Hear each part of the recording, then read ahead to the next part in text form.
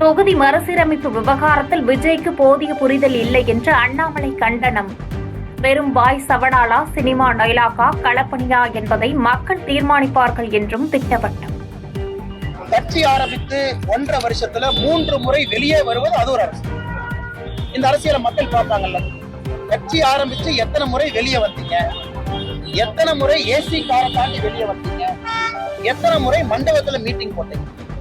அதனால சகோதரர் விஜயாக இருக்கட்டும், யாராக இருந்தாலும் பேசுவதற்கு உரிமை இருக்கு. ஆனா களத்துல மக்கள் யாருக்கு யார் எதிரின்னு ஒரு ஓட்டர் முடிவு பண்றாங்க, ஒரு வாக்காளர் முடிவு பண்றாங்க, ஒரு தமிழ் சொந்தம் முடிவு பண்றாங்க. எப்படி முடிவு பண்றாங்க? உங்களுடைய தொலைக்காட்சியில எல்லா கட்சியும் பாக்குறாங்க.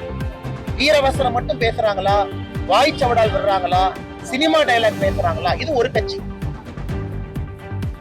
தமிழகத்தில் கூட்டணி குறித்து இப்போது பேச வேண்டிய அவசியமில்லை, உரிய நேரம் வரும்போது பேசுவதாக அண்ணாமலை திட்டவட்டம். கூட்டணியை பற்றி அது எந்த கட்சியாக வேண்டுமானாலும் கூட்டணியை பற்றி பேச வேண்டிய நேரத்துல நாங்க பேசுறோம்.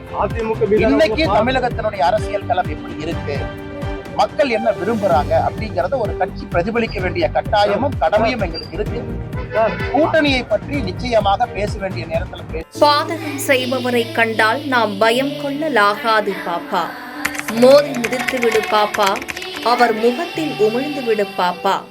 அண்மை செய்திகளை உடனுக்குடன் தெரிந்து கொள்ள இணைந்திருங்கள் எம் நாடு தொலைக்காட்சியுடன்.